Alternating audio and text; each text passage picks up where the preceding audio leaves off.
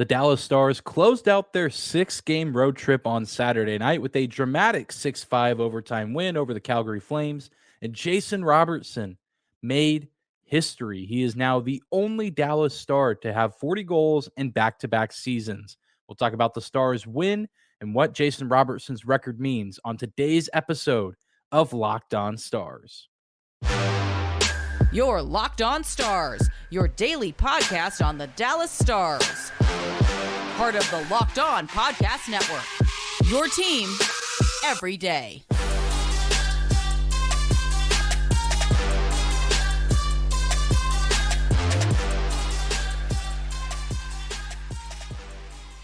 Bing bong.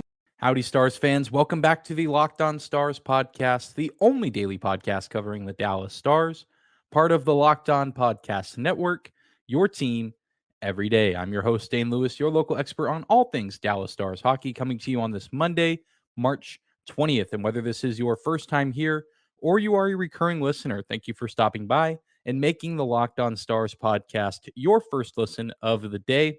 If you're new to the show, be sure to hit that subscribe button on YouTube or the follow button on your favorite podcasting platform of choice. You can also find and follow us on social media. Just search Locked On Stars on Instagram and Twitter, and my personal Twitter account, of course, at Dane_Lewis. And another crazy Saturday night game against a Pacific Division team for the Dallas Stars. We have an overtime win. Really, all of these games, come to think of it, Vegas overtime win, Seattle overtime win last week, and then most recently, 2 nights ago, the Calgary Flames, the Dallas Stars, in the final seconds, a little bit of sweet revenge in some ways and multiple ways. A last second, seconds draining off the clock win. The Stars lose to the Flames at home off that Tyler Toffoli goal in the final seconds. And then also the Stars getting a win at the Saddle Dome, where the last time they played there, they lost in Game 7 of the Stanley Cup playoffs, round 1. But the monkey is now off their back. The Stars have beaten the Calgary Flames for the first time since the conclusion of that series. And as great of a story as that is, as important of a win as that is, the biggest storyline from this game is Jason Robertson. Jason Robertson made history on Saturday night. He is now the only Dallas Star to score 40 goals in back-to-back seasons. The only other Dallas Stars players to have scored 40 goals, Mike Modano, Jamie Benn, Tyler Seguin. We all know this, but none of those guys, as great as they are and as great as they were for Mike Modano, had ever done it multiple times. Mike Modano, of course, has reached the 50-goal mark, which Jason Robertson is still in pursuit of and has some time to do it. It's going to be easier said than done, but certainly is possible. But Jason Robertson, special player, special season for number 21. I mean, last year he gets to 41 goals in his sophomore campaign, and we say, okay, what can he do next? Is this going to be something that, he's peaking early and teams are going to figure him out? And the answer has been no. He's gotten better. He plays the game just so differently, and it's hard to put into words or explain, but he just makes it look so easy. And I know you hear it time and time again from multiple people, but at the end of the day, it's not easy to score goals in the National Hockey League. We see so many talented athletes just not be able to find ways to score, and yet Jason Robertson makes it look like just about anybody could do it. But that's the thing, is not everybody can, but he does it, and he does it with ease. And not only was Robo scoring on Saturday night, he was doing it in the clutch for his team. He, of course, scores his first of the night shortly after the Calgary Flames scored their 4th goal of the game, taking the lead. Nick Ritchie, and then about a minute or so after the game, a little over a minute, Jason Robertson scores the equalizer to tie the game before the conclusion of the second period. And then, of course, his second goal of the night, his 41st of the season, the overtime game winner. A dramatic back and forth OT with good looks for both teams. And then Jason Robertson and Roope Hintz racing down the ice. And instead of passing it, Robo holds on, drags around, and delivers a nice backhanded goal past Jacob Markstrom for the win, giving the Stars 2 points and giving them somewhat of a cushion in the race for the Central Division. The Wild and the Colorado Avalanche right on their heels. And it's going to be easier said than done to defend that title. But if Jason Robertson's going to be playing like this, you have to like the Stars' chances. Robo is now 6 points away from breaking Mike Modano's record for the most points in a single season by a Dallas Star. And of course, if he wants to break the record for goals scored in a season by a Dallas Star, he will need to score 10 more, 9 more if he wants to tie the record at 50, which would be very, very impressive, but 10 more if he wants to be the record holder in the organization for probably quite some time, which would be insane to see. I just don't know. And of course, some of you have been around and watched Stars hockey much longer than me. I was born in December 1998, so I was give or take 6 months old when the Stars won their Stanley Cup back in 1999. Really was not old enough to comprehend or watch or take in Mike Modano's best years with the Dallas Stars. But I just, from what I've heard growing up and when I started following the team, when I started watching the team, it was kind of my understanding that Mike Modano, the greatest player in franchise history, and we didn't really know if we'd ever see another player reach the heights that he reached, at least statistically. And here we are watching this kid in his third season, and a season where we didn't really know if he was going to be on the team at one point in the preseason. Contract negotiations really going up until the last possible second, it seemed. And there were questions of what his year might look like. Would he get off to a slow start? Would he be a member of the team? I mean, that these were questions we were asking ourselves back in August, back in, September, back in, even early October. And it's just crazy to see where we are at now and the kind of season that Jason Robertson has had. And we're slowly but surely seeing the development of a guy that has the potential. I'm not saying that it's for sure going to happen, but the potential to surpass Mike Modano in Dallas as the potential, again, greatest Dallas Star of all time. And I mean, this is just based on trajectory and what we've seen over the first 3 years of his career. He's doing things that no other player has done with this organization since Modano, stopped playing for the Stars. And all due respect to Jamie Benn, who's having a fantastic season, Tyler Seguin, who's been one of the greatest forwards this team has seen in years. Both those guys, incredible careers and some of the best players in organization history.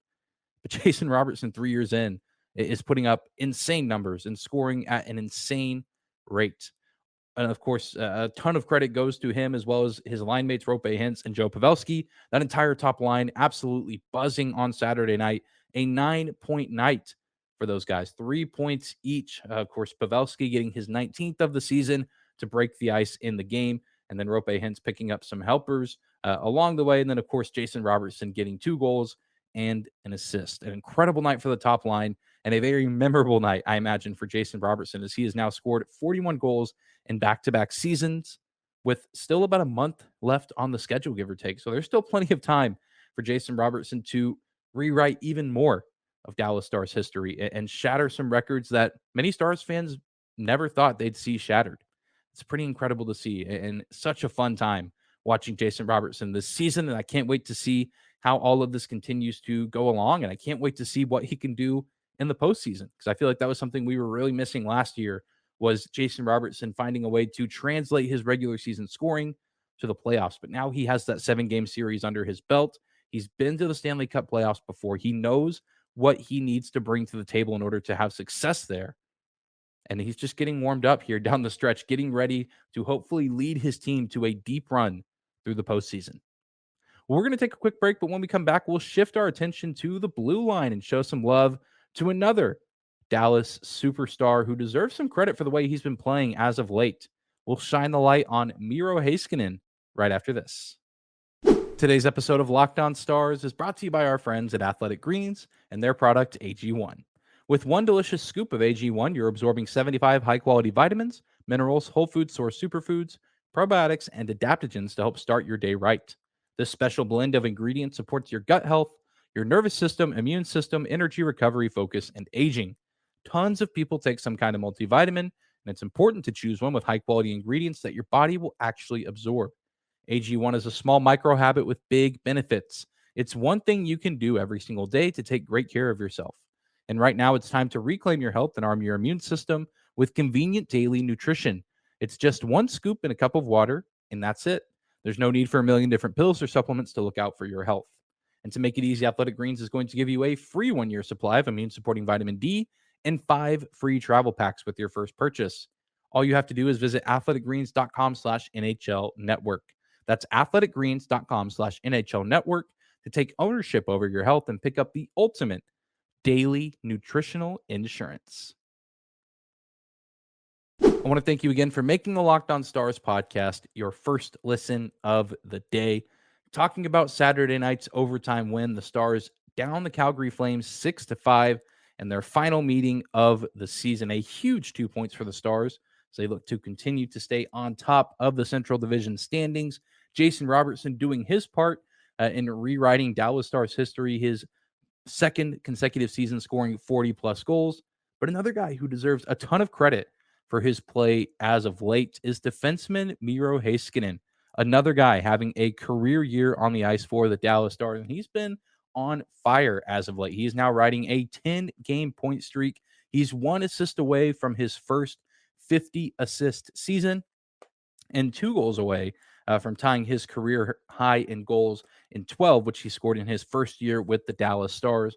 And Saturday in Calgary, yet another excellent outing from Miro Heiskanen, who picked up 2 assists, 3 shots on goal, a hit, 2 blocked shots, and 28 minutes and 1 second of time on ice. 3 minutes and 58 seconds on the power play time on ice as well. Miro Heiskanen pretty much setting a new career high across the board and just about everything but goals up to this point. But again, there's still plenty of time for him to pick up 2 or 3 more goals and set a new career high there. But assists, points, time on ice, power play points, you name it. Miro Heiskanen has risen to the occasion this season. He was expected to take that big step forward this season.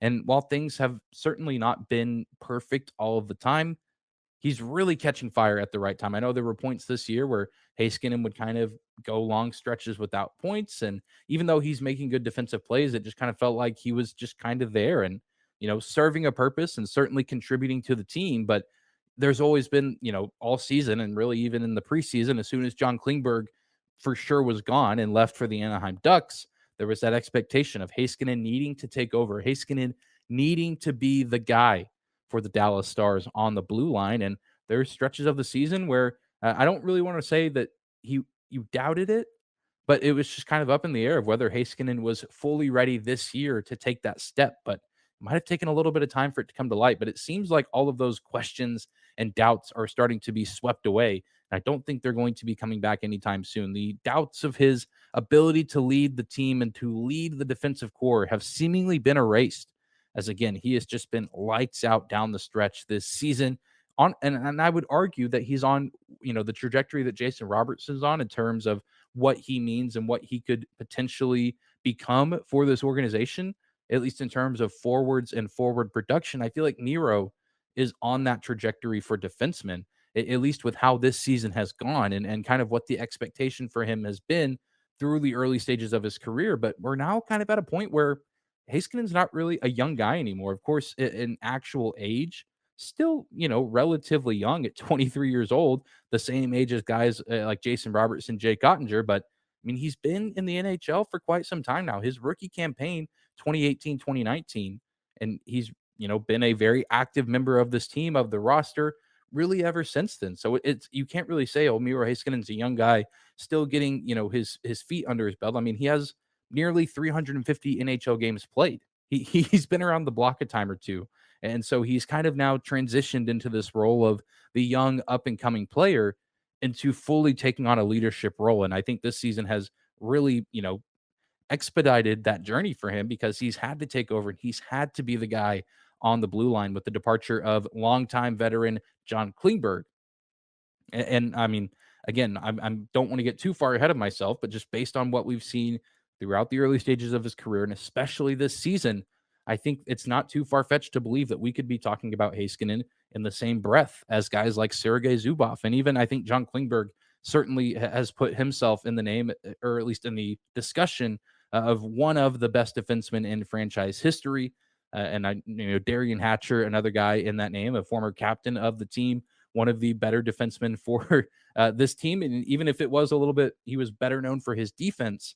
I mean, Heiskanen can do a little bit of everything, it seems, for this team. And he and Robertson both signed and going to be on this team for quite some time. Robo's extension, not quite the length that it probably should be. I know that next time he's due for a big contract, but he's probably going to be getting paid a lot more money and for a lot longer period of time. But Heiskanen, we know last year was the first year on his long eight year, pretty much $8 million deal. Year two, and things continuing to look up for Miro Heiskanen, who has just been nothing short of spectacular this season and just becoming a leader on the ice, but also in the locker room. The energy and the efficiency that he plays with is just unmatched. And he is so fun to watch night in and night out. And this is kind of the year where I think people outside of the Dallas Stars bubble are taking notice of some of the players on this team. And they're finally starting to get some of that recognition that they deserve, whether that's Robertson offensively, Heiskanen defensively. I feel like people know who Jake Ottinger is at this point, and even other guys like Rope Hintz, who I think you could argue is maybe the most underrated player in this league. And it's just truly a treat to watch as Dallas Stars fans that we have so many great, talented players on this roster that still have the majority of their careers ahead of them. And Miro Heiskanen, right, just fits that billing just right. Just like Jason Robertson, two guys who were expected to take over and be leaders on the ice this season have done just that, but they're also showing that they can be leaders off the ice as well, which is very impressive for guys that, again, are only 23 years old, still by some measures young in this league, but just their experience that they've had in just a short window of time here, I think has just propelled their careers forward. And they're doing things that other guys their age around the league just aren't doing on and off the ice. But Miro Heiskanen deserves a ton of credit as of late. I feel like I've just been talking about other players. I've been talking about Hintz being on a heater, Robertson chasing history, chasing Mike Modano.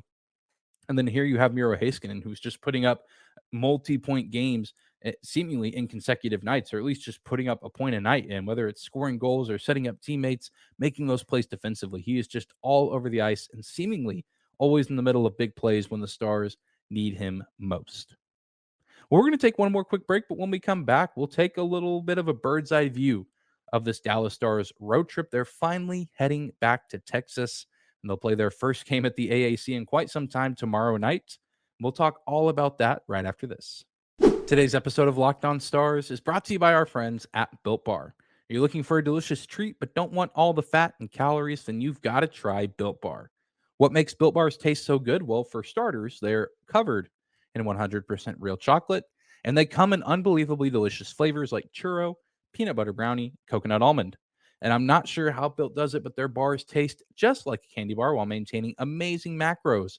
And what's even better is that they are healthy for you, only 130 calories, 4 grams of sugar, and a whopping 17 grams of protein. And now you don't have to wait around to get your own box. For years, we've been saying to go to built.com, order them on the website, and they'll be shipped to you. But now you can also find them at your local Walmart or Sam's Club, and you can pick up some of their delicious flavors like the ones I mentioned earlier. My personal favorite is the cookies and cream flavor. I've got a box of those sitting in my pantry right now. And it doesn't really matter how you get your hands on some Built Bars, whether it's at your grocery store or built.com. You just need to make sure to get some today because they are absolutely delicious and they'll change your life. All right, everybody, we are closing out today's episode of Locked On Stars, taking a step back to reflect on the 6-game road trip that the Stars just completed over the weekend. I imagine by the time this is coming out on Sunday evening, Monday morning, that the team is likely already back in Texas, home sweet home, after just a brutal long stretch on the road, and a trip that I think by all accounts is a successful trip. The Dallas Stars win 4 of the 6 games on this basically coast to coast trip. Things kicked off in Buffalo, and then the team headed out west for some games in the Pacific Northwest in Seattle, and they went across the border for their last trips to Canada for the regular season. The Dallas Stars pick up 8 of 12 possible points, which I said at the start of the trip, I think that was the minimum, that the acceptable minimum, that you had to go above 500 on this trip. And things certainly were not always sunshine and rainbows for this team, but they found a way to do it. They found a way to go above 500 and pick up more than half of the available points. And they also picked up 2 overtime wins, which we haven't seen a ton of this season from the Stars, especially away from home. But better late than never in terms of getting some wins past regulation, which again, the Stars have not been great at, but it's very, very nice to watch the opposite result happen from what you're used to seeing, those wins in Seattle and Calgary. Dramatic, not necessarily good for my heart rate, blood pressure, but a win is a win. And the team is heading home after a very successful road trip, especially if you consider all of the factors that go into this trip. The time of year, this is really crunch time in the season. Tons of other teams fighting for the first place spot in the division, as well as the conference in general, with the Kings and the Golden Knights duking things out for the top spot in the Pacific, but also scrapping and fighting for the top spot in the West. Of course, the distance traveled again, I think, plays some sort of effect with having to fly from the east to the west and then going across the border to Canada, and just then going from British Columbia to Alberta. It's certainly not easy. And then of course you factor in some injuries to Tyler Seguin and Mason Marchment. And Seguin, I mean, he went down the first night of the trip in Buffalo, and then now Marchment is going to be out for 3 or 4 weeks with a knee injury. And then of course you look at the quality of opponents. Really good teams on this trip. We know that the Sabres might not make the playoffs this year, but they're one of the deadliest offenses in the league, but they also give up a lot. And the Stars put that on full display when they beat them 10-4.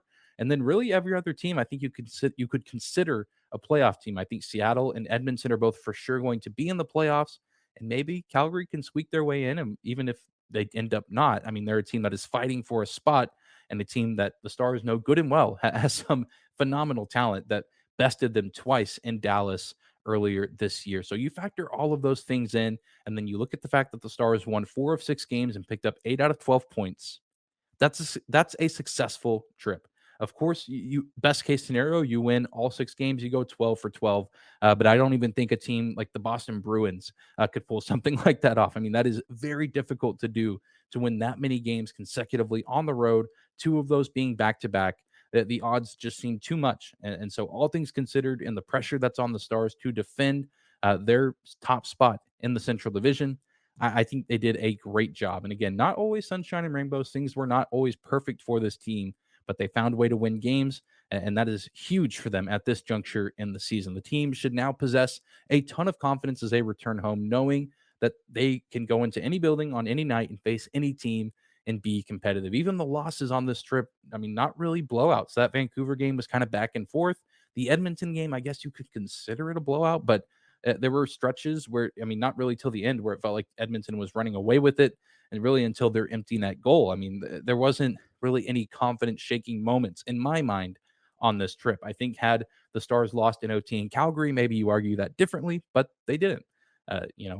The Stars found a way to win, and rather it's a confidence shaking loss for the Flames. And I think it's a confidence boosting win for Dallas, having picked up that win past regulation on Saturday night. And now they have to flip the script and take care of business at home, which they have not done super well this season, especially as of late. Just been very wishy washy at home. And they've got some pretty decent opponents coming to town for the next 3 games at the American Airlines Center, and the Seattle Kraken tomorrow night, the Pittsburgh Penguins on Thursday, and then the Vancouver Canucks on Saturday. So all of these wins, easier said than done, but I'm sure the team is going to be thrilled to be back at home, sleeping in their own beds, practicing on their own ice, in their own locker room, getting to see their families, their friends. And I think that that's going to do wonders for them mentally. And then hopefully that carries over onto the ice. And hopefully we'll see the return of Tyler Seguin fairly soon. I know he's going to kind of be reevaluated probably today by the time you're hearing this on Monday at practice. I know he's been skating a little bit from what I understand, or at least moving. But of course, you with a leg cut, you don't want to rush him back out there and risk the stitches bursting or the cut reopening and things like that. You want to make sure that he is fully healed before you put him back out on the ice in game situations. So hopefully we'll see him return soon. And we're hoping the best for Mason Marchment. I know it's a 3 to 4 week timeline for his return. And if he can somehow come back sooner, but also still be as healthy as possible, I think that'd be great for this team as well. Because the Stars, while they've done well and while they've made do, they certainly are missing the presence of both of those players. But that's going to do it for today's episode of Locked On Stars. Thank you again for tuning in and making us your first listen of the day. Be sure to hit that subscribe button if you're watching on YouTube. Follow us on your favorite podcasting platform of choice. You can also find and follow us on Instagram and Twitter at Locked On Stars. And you can find me on Twitter as well at Dane_Lewis. And we'll be back here tomorrow looking ahead to the game against the Seattle Kraken.